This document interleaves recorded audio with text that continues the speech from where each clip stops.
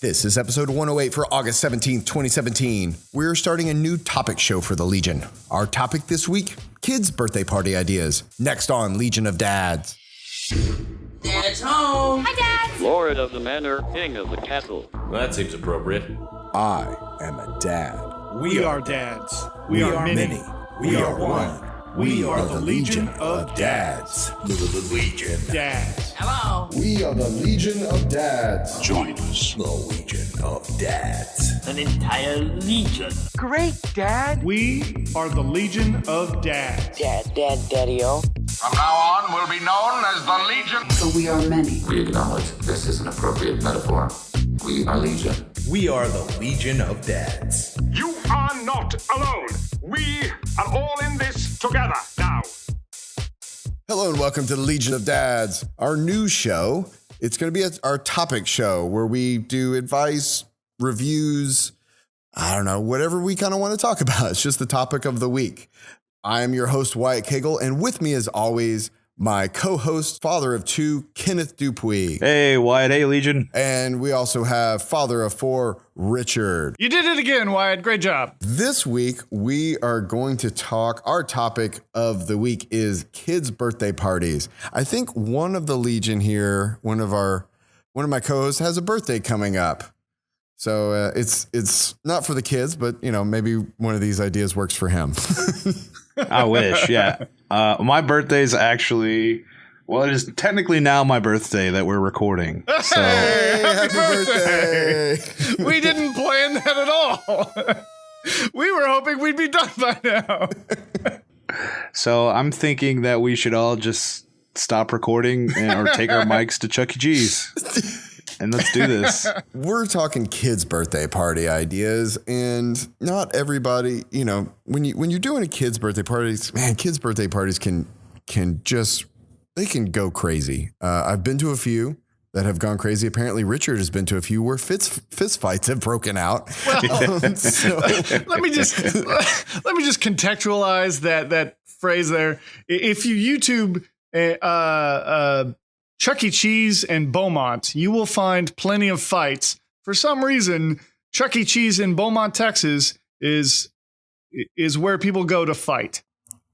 Well, there's no MMA ring in Beaumont. Yeah, the next best thing is Chuck E. Cheese. Now, when it comes to kids' birthday parties, I think us as dads really forfeit a lot of the planning and a lot of the heavy lifting to the wives, to the moms of our kids. And I don't think that that's necessarily fair. And there's also some dads out there that maybe don't have that luxury of being able just to kind of like, you know what, you take care of it.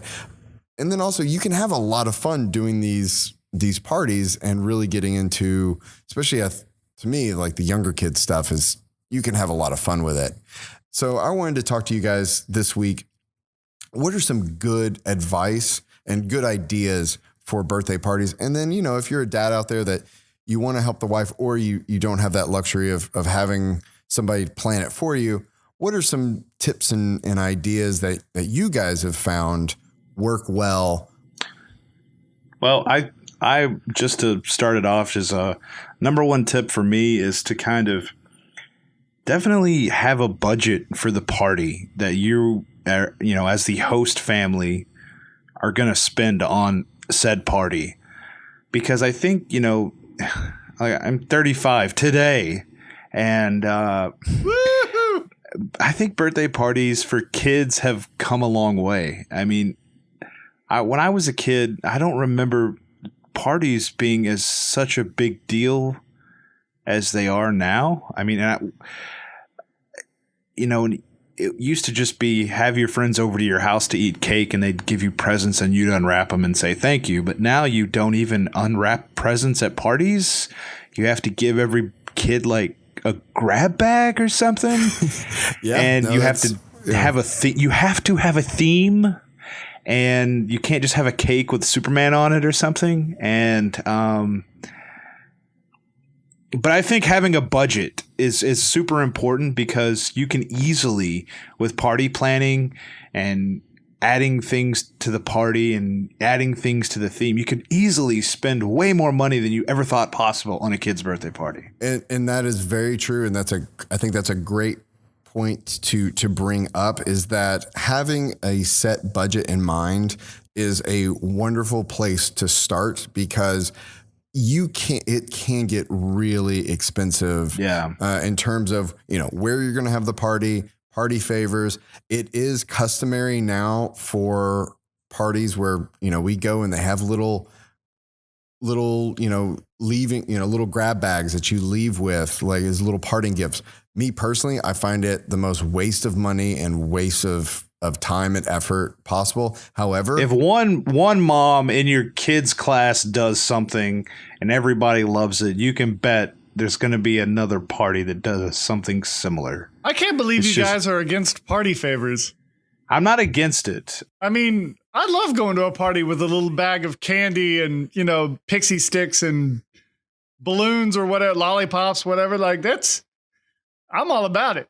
Well, that's just because you're eating I'm fine with the candy. It's the little bitty 12-cent toys that are littering my house right now.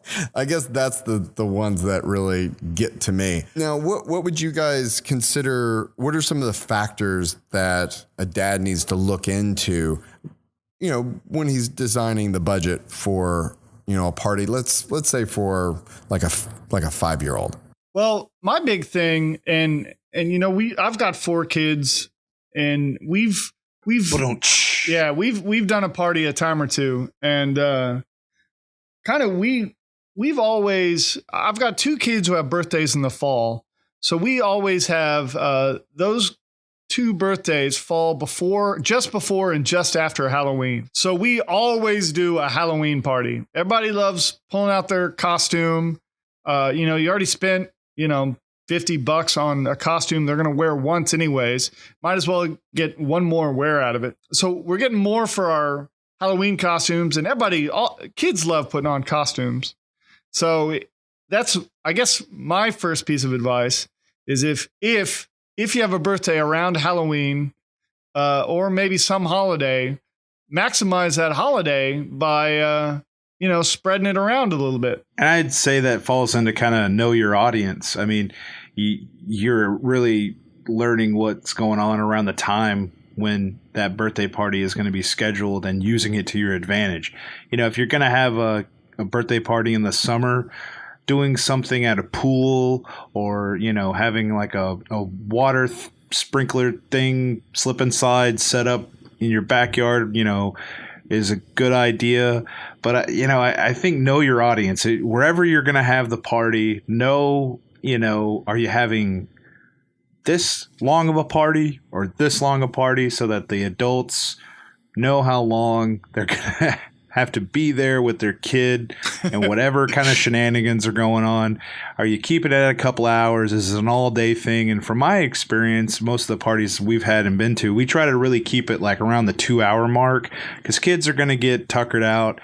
Sometimes, especially if they're young kids, they're on a nap schedule, and you don't really want to disrupt that for the mom and dads out there, because that can really. So I can actually speak to that in terms of timing, but no, I actually did some research on timing, so I can tell you that child psychologists believe that. Well, no, these are good, but these are good bases, and what you just said falls in line with that. So we've got in the field as well as academia. Academia is saying that ages 1 to 2 should be after nap time about an hour, then ages 3 to 4 about an hour and a half, lunchtime or late afternoon, then 5 to 6 early to mid afternoon, 1.5 to 2 hours.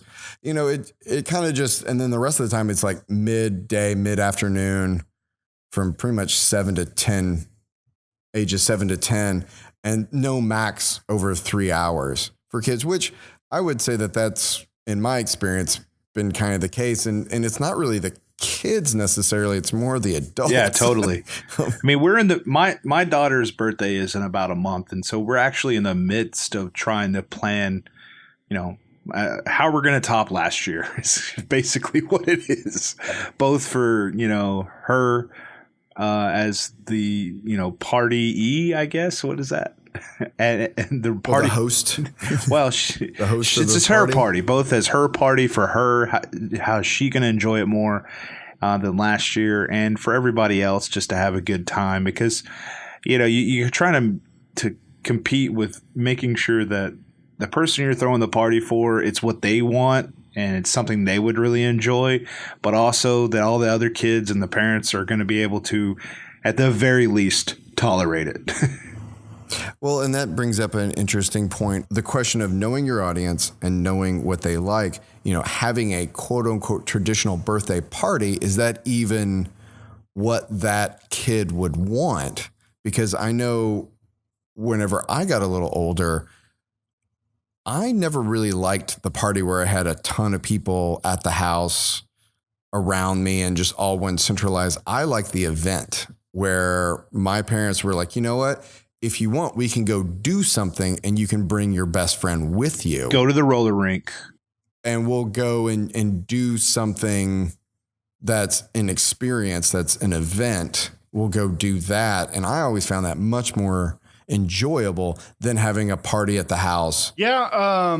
With the younger ones, we're still kind of doing the traditional birthday party. I think as my older ones have gotten older, he's kind of gone away from the invite everybody over. Even I think my daughter, we've gotten away from invite everybody over, but now we're doing like slumber parties and go to the movie, maybe take a bunch of guys to a movie. Or I think the problem is, I think my daughter had a slumber party this last time and I wasn't here. I went somewhere else. So I have no recollection of that. But I think we're at the age where we're not very, very well planned. Yeah. It was very intentional business trip. But yeah, so you didn't want to have to stay up and eat cookie dough. That's right. No, that's not my problem. But yeah, so we're kind of at that stage now. We haven't quite yet moved on to anything like a big single event yet. I mean, we're still doing like a smaller group of guys, a smaller slumber party that's maybe not invite everybody in the school class, all their classmates. But it's evolved. If I had a tip just based on the parties we've had for our kids, for other dads out there, is try to actually convince your significant other, or if you are the one planning the party, definitely think about picking a venue. Going and having a party someplace like, a swimming pool, a roller rink, even a bowling alley, or we have a building that's air conditioned at a local park that a couple of our friends have had a party at, and we have too. And not do it at your house, because if you do it at home, when they're young, I'm not saying slumber parties aren't a good idea, because that sounds like it could be good if you just have 3 or 4 people over. But when you have if you invite 8 kids, their parents are coming, then all of a sudden you've got at least almost 30 people at your house. And I guess it depends if you have enough space.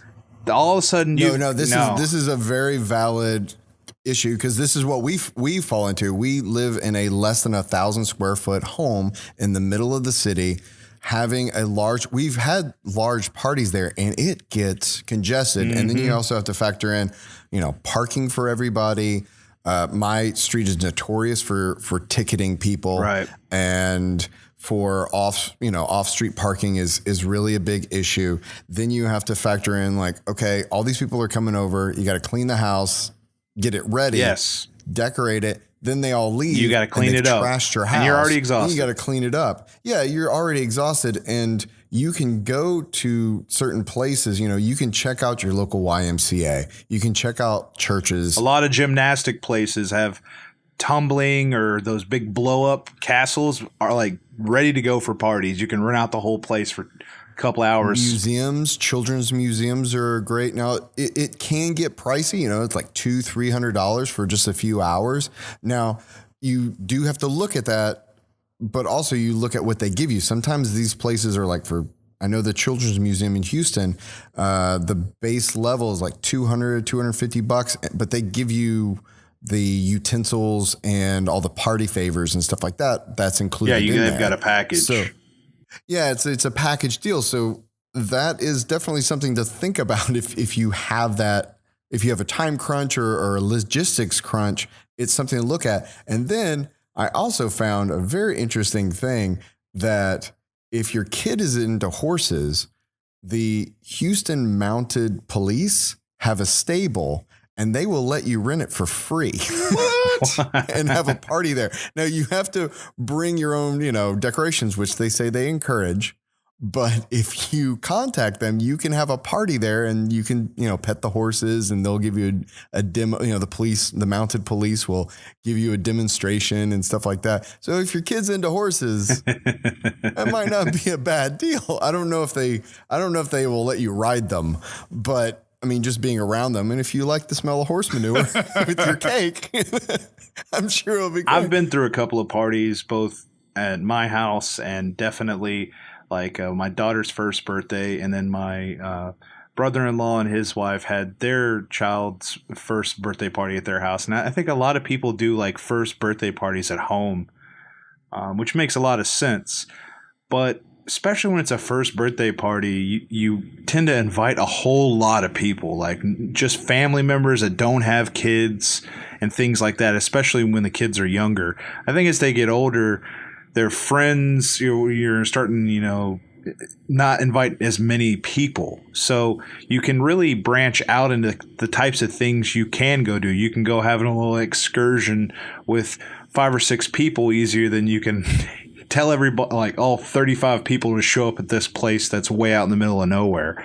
So I think that first figure out, really know your audience and know the age group and how many people you think, are really going to attend. And are those people necessary to the party? Are they there for you? Are they there for them? Are they there for the person whose party it is? And does it really matter if they're not there? Well, and there's also the politics of the situation. It's kind of like if your kid is in school, you should invite all of their classmates, right? All of the classmates. Yeah. You shouldn't cherry pick unless, again, like what Richard was talking about. Okay, we're going to take 5 of his closest friends to go see. I'm assuming Richard's taking them to see Deadpool 2 or John Wick 2. Yeah. That's what I think Richard takes his children to. If you're limiting it to that, I could understand that. But if you're having a party, you should be conscious of the feelings of small children and also their parents. I kind of want to play devil's advocate for you guys because, I agree you should take logistics and all that stuff into consideration. However, depending on where you live, it may not be as much of an issue. Kind of the house we have, we live, I guess, outside the city. And so we have some more space, and because we have kids. Just because you live in a mansion, Richard. We have with sprawling with 3 yards. You have 3 yards. 3 very inconvenient yards. Anyways, there's enough space here for kids to run around. The little ones can play in the little kids' room. Like everybody's can bring their brother and sister and they can all have fun at different age levels. People can play on the swing set outside or on the trampoline.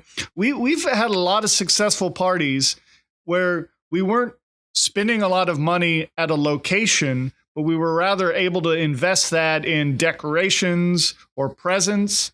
Because one of the things I think we need to keep in mind is that if you go the money's got to go somewhere. So you're going to spend it on the present or spend it on the party. Yeah, if you go to a location, it's going to cost you money. Now, we've done plenty of parties at gyms, at tumbling places. We've done some at public parks. Those are a great place to have it, depending on the weather. And trust me, we've had some close calls with weather. But if you have the room, my wife, the beauty about doing it at home is you can take all the time you need to decorate. And then the storm comes, the storm being the party, just tears through your house and it's all over in no time, and maybe it wasn't worth it. But I mean, I think everybody had a good time. You entertain a bunch of people. One of the things I want to talk about, we were talking about timing of a party, and y'all kind of touched on it with young ones, especially if you have younger ones that they need that afternoon nap. You definitely want to plan around that. But one thing, so you're 36-year-olds. Yeah, that's right. One thing I think I want to throw out there is kind of the unspoken rule about not throwing a party when there's a meal time. So you kind of want to avoid the lunch hour, avoid the dinner hour, unless you're providing a meal. Throw the party in between those hours. I mean, we've gone to birthday parties at 10 a.m., 10 to 11, 9 to 11, but definitely not noon because nobody wants to serve lunch or, but after lunch, but not dinner. So there's these windows that, if you throw a 5 to 7 o'clock party or an 11 to 1 o'clock party, people are going to expect lunch. And I think a lot of us parents have kind of become experts at carving out these holes where you can have a party. All you have to do is serve cake and then send them on their way. And that way you're not having to feed, 35 people. You're not having to barbecue and all that. You can get away with a cookie cake and get everything covered. I guess that's what really bothers me about modern day. I guess you'd say under the age of maybe 6 or 7 kids' birthday parties, because I'd say by then they've got a couple of close friends. And you could do some of those other things we talked about. But what bothers me is that now it's about what the party is instead of being about the kid's birthday. To me, it's more about what's at the party, what is all the what's the entertainment, or what are we eating, or what are the grab bags, instead of everybody there to actually celebrate that kid's birthday and give them presents and let them open them. I've been to a bunch of birthday parties, and I think only 1 or 2 of them have I ever seen a kid open a present at it anymore. Oh yeah, it's all open presents later, and I mean, honestly, I do think that's insane. I mean, it's been my tradition to you open the present at the party. Everybody gets to experience your joy. I mean, that's how we do it. Well, I'll wait for you to finish so I can play devil advocate. Oh, okay. Go ahead, Wyatt. I really do like the not opening presents. One, it really slows down the party itself. And it may be the reason that a lot of parties have stopped doing the opening presents, because it takes up quite a bit of time to do that. And it slows down your party. And also it creates more issues, at least with my young one who's 4, it's created more issues with other kids than celebrating the opening the presents, because the parents don't care. And the kids usually just rip into it, and then they are trying to open the presents, and then you've got to open the presents. Daddy, please open this for me. And some people Imagine Next have made it easy for you to get into toys, but some of them have not. Yeah, no doubt. You better bring a multi-tool. Exactly. Then you're bringing out a Swiss Army knife and multi-tool to try to put these things Tip together. Number 4, bring a multi-tool. Versus just keeping the energy and the entertainment up. Keep the party going for that, 2 or 3 hours or hour, whatever, makes sense for your age of your child. And then after that happens, then open the presents. Or if you are going to open the presents, just make it a really quick thing where you're just going to go through the presents. Oh, that's great. Thank you. And move on. Don't open the presents. Try to play with them. Don't try to make it like a big. Yeah. Nobody's got time for that. Yeah. Well, but that's what that's at least with mine. He was like, I want to play with this now. It's like, no, you have 12 other presents to get through. It's like, no, I want to play with this now. Yeah, no, absolutely. This is my new toy. I mean, seriously, I honestly think that we could hide most of his presents and then just once a week give him a new present, and he would be ecstatic. And actually, Wyatt, this is lame, but I was watching a YouTube video about organizing stuff, and she actually recommended storage in your garage, like storing 3 months worth of toys in tubs in your garage, and then. Well, how do you quantify 3 months worth of toys? Just divide them up. Say take a third, 2/3 of his toys and put them in 2 tubs, and then just introduce them. You rotate them out. God, so this is like the Die Hard math where you have to fill the jugs of water. 2/3, 2 tubs. Well, that's right. Well, the idea is that, you play with these new toys, and then as they get old and boring, you pack them up, and then you bring out the old. I mean, they're all the same toys, but now they've got a new life. They're new, and everything that he's bored with. What if I throw away one of the tubs? You totally could. Throw it away. Well, listen, I think that, the whole present thing and what to do with the present, I think is obviously a personal choice. But my state of mind is really to make, if you're going to make the party an event, make it an event that's about the kid that's having the party. That's the reason everybody's coming to have the party, hopefully. Unless they're 1 years old, and then it doesn't matter. Then it doesn't matter. Everybody's there to just have cake. And I'll let you know, my wife does not share my opinion of how we open the presents. So he opens the presents. Now, Kenneth, you talked about, getting ready. You've got your daughter's birthday coming up. How far in advance, like what kind of timeline are we looking at? Do you guys, when do you when do you kind of choose what you're going to do? And because like you're saying, you got to get the house ready and stuff like that. Well, to be clear about is this a couple of days out, or is this a couple of weeks? Well, to be clear, my wife is usually the party planner. Like we said at the top of the show, she really enjoys doing this. She loves planning a party. She loves getting all the decorations for the kids. She loves getting the grab bags. She loves going to Party City. I mean, so she usually approaches me about, hey, I have these ideas. What do you think? And then I'll chime in.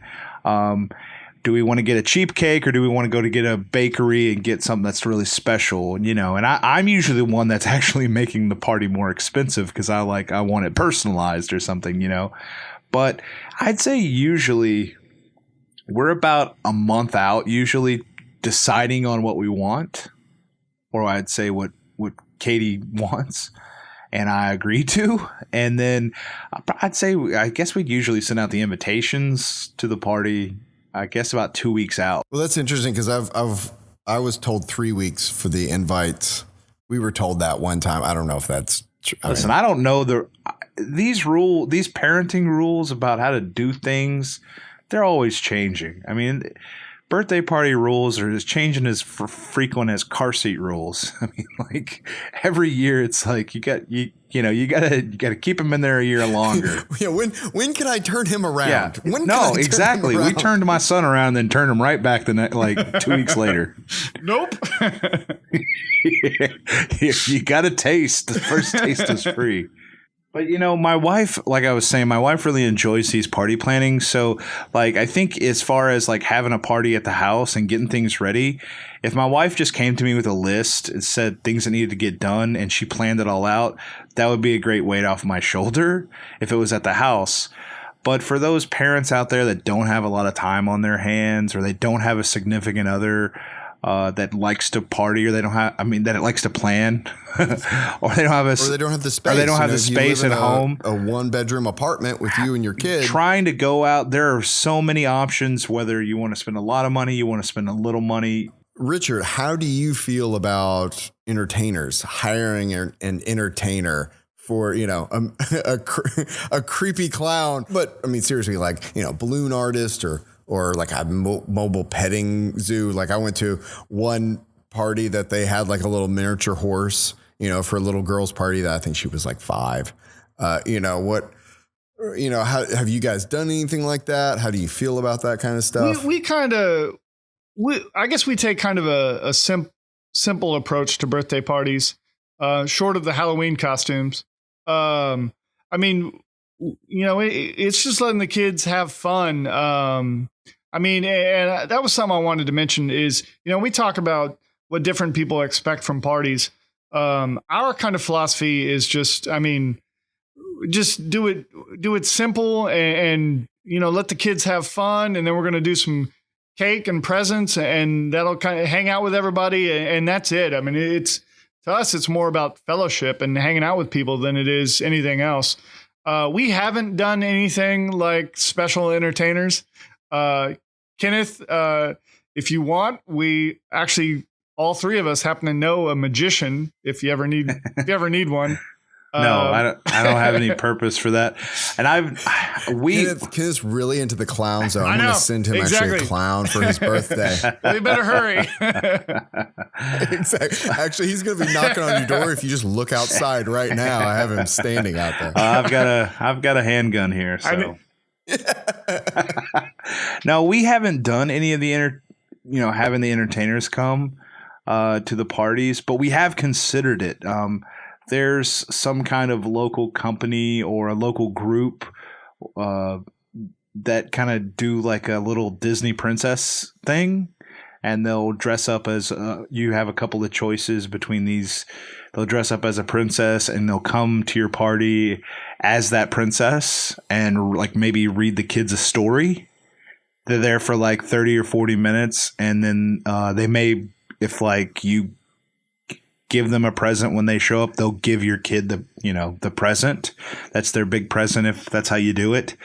But we just didn't do it. But I think it's an interesting idea. I'm familiar with some of these companies, and I would definitely say, check them out beforehand. Don't expect, Disney quality entertainers, and not everybody looks like Belle or Elsa. I mean, they might think they do, but that might not be the case in real life. Right. And I don't remember why we particularly chose not to do it. And it may have just been price. We couldn't afford it with everything else we were doing. But I'm not against that idea.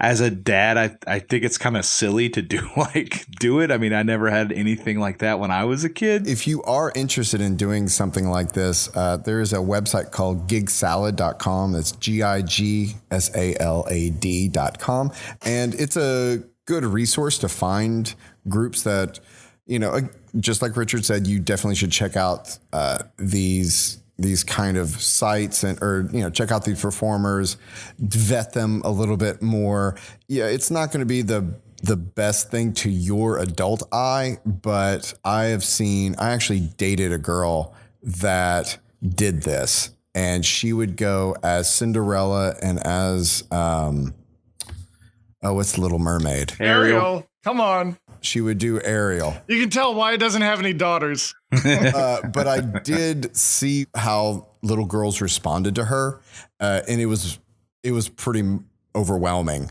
how they just loved it and just instantly fell in love with her. I think there's a magic age that might work. Yes. That might work best on. Yeah. Don't do it to your 14-year-old. Yeah. But definitely, there's probably a window when they're real young that you can maximize the effect of that character. You have Spider-Man show up. Heck yeah. Yeah. So that's just a resource if that is something that you are interested in. And they also have like face painters and stuff like that. So if you're Facebook can be a pretty good resource for finding other local people, if you're city or a major city, not in a major city, I'm not. So a lot of bigger cities around where I am are showing up on this Gig Salad website. But we found the last entertainer thing that we were considering through a Facebook group that did that sort of thing locally. So I think that Facebook could also be a big resource out there. There's all kinds of groups for moms and dads, party planning and stuff like that. And those are good too, because they could give you recommendations, that they may have. There's a little bit more vet. If you bring these people in, that would be just my biggest hesitation of like, who are these people and what's going on? I know y'all were kind of talking etiquette of invitations. Yeah. As you get older, and y'all mentioned Facebook a little earlier, as you get older and kind of now that we're in this modern age, rather than sending out invitations, a lot of times what we'll do, And what other people do, what we've started doing, what others have done is just set up do a Facebook group and send out an event invite.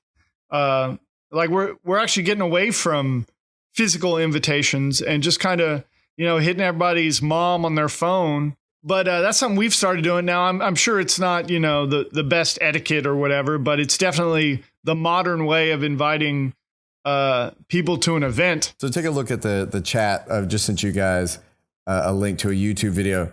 Something also to keep in mind about Mylar balloons. I want to get your reaction. That's what it's playing. I got it. I'm waiting. It's going to happen. No. Oh! So that's a Mylar balloon hitting a power cable. I got to do that. So yeah, just Jesus. We should, Did that guy do it on purpose? I wouldn't do that on purpose. It blew up the transformer. So just be careful if your dads, if I know that you guys can't see it, but Legion, you can't see it, but check down in the show notes. I'm going to throw it in there where a Mylar balloon hits power lines. It's pretty crazy. Well, gentlemen, this was an interesting conversation. Hopefully it was helpful to dads out there. It gave me some food for thought. Richard, so now let's move on to our recommendations for the week. Kenneth, what do you have for us for your recommendation? well, my recommendation is basically a YouTube channel about cooking. So if you're a dad out there that does cooking for the family or just for yourself or for the kids, and you are a little bit of a pop culture nut, this would be the YouTube channel for you. It is called Binging with Babish. And this guy just basically has a video usually every week. And he kind of dives into some cooking techniques, but also mainly focuses on a pop culture food item from a TV show or a movie, and tries to make that thing with the, in the confines of what the TV show said it was. So he's got like Kevin's famous chili from The Office on there. He's got things from Game of Thrones, all kinds of different things. He's got the Rick and Morty's Szechuan sauce, the 3 different ways, all these different things, just pop culture references. Ooh, a Bob's Burger, a Krabby Patty. Louis C.K. fried chicken. Zelda Breath of the Wild. And he does the Ratatouille from Ratatouille, which is really interesting to watch. But, the production value is pretty good. It's paced well. It's quick to the point. They're not terribly long, and they're good entertainment. So check it out. Binging with Babish on YouTube. Well, that is a cool little pick. So, Richard, what's your recommendation for this week? All right, so I'm throwing a curveball this week. During our conversation, we got to talking about flipping kids around in their car seats. And it reminded me of this car seat that I saw a while back. It was kind of made famous maybe about a year ago. But, if you can be a car seat, you might as well be Batman. So there is a car seat at Babies R Us. It's $142 right now. I don't own this. But just we were talking about it. This is really not a recommendation. It's just look how awesome it is. Look how awesome it is. If I was a kid, I'd want this. I mean, if I had to sit in a booster chair, I'd want a bat cape wrapped around me. So no, we can't speak to the actual safety of this device. Nope. No, I think this goes back to the land speeder. The Star Wars land speeder that's like Power Wheels. I would want one of these for the driver's seat. Right. Yeah, but I mean, $142 is not is not out of the range of a good car seat. And it's got good ratings. Yeah. 166 reviews, 4.7 star rating. If you look at all the reviews, it's just like, this looks so awesome. It's so awesome. It has nothing to do with the actual safety. It's like the kid complains it stabs him in the back of the head, but it looks awesome. But look, they got another one that's Teenage Mutant Ninja Turtle themed. So if there's a Captain America one, if you can be a car seat, you might as well be Batman. So awesome. I love it. Make sure not to show that to my son, because then I will have to take the very expensive car seat that I already paid for, and he'll be like, "No, I refuse. I want the Batman." Well, my recommendation for this week is kind of jumping off last week when I had talked about my keys. Well, now we're talking about my wallet and my iPhone case, which is all in one. I love Pad and Quill, the company. I have several of their products. I don't have any of their bags, but I do have an iPad case and I do have an iPhone case, and I love them to death. They're made of, real wood, real leather. Funny enough, I'm trying to find the one that I own. I think I own the iPhone 6S. I own the quote unquote I think the luxury. No, I don't. No, it's the little pocket for iPhone. That's the one that I own. I don't know the difference between the luxury and their basic one has a different design. Their luxury one, I think, has an extra pocket, but I have the little pocket book for iPhone 6. And I really like it.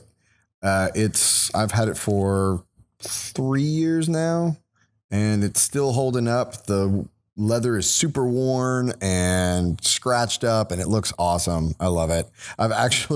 It comes with a elastic band that keeps it together. I've actually cut that off. What? and shoved the elastic band back into the leather so you don't really see it. And, how dare you? So that was the only part of their design I don't like. But I've had a couple of leather phone cases that are wallets before, and this is still my favorite. I really like the wood. Some of the other ones that I've had, the thing that holds your phone is plastic. And those have broken on me, or I've heard that they've damaged. I think, Kenneth, you told me that you had one that like damaged your phone. Yeah, I had one that was very similar, but not as good as this, but in the price range. And the wood thing around this it looks pretty great. But I had one that was, I'm not going to name the brand, but you could take it off so you could have your phone or your wallet if you wanted to, clip it back in. But the way it closed, actually the side leather would come in contact with my silent switch. So that ended up just like getting demolished. I had to replace my phone because it wouldn't go into silent mode anymore.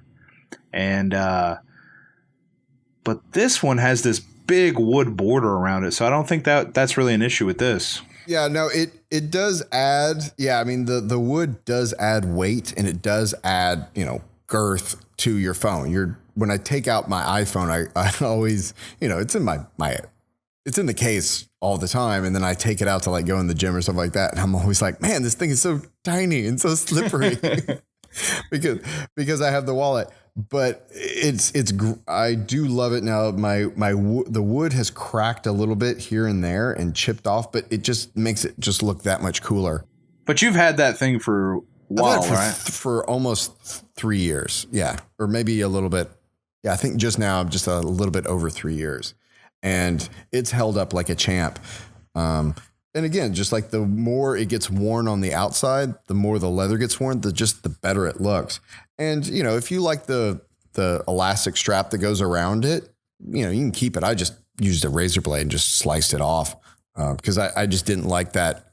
It kind of interfered. It's a dangly thing. I don't like dangly things. One of the things, though, that I really liked about it, and I talked about this even with the keys, with the Orbit keys last week, is putting self restrictions on devices and on yourself. And one of those is with a wallet.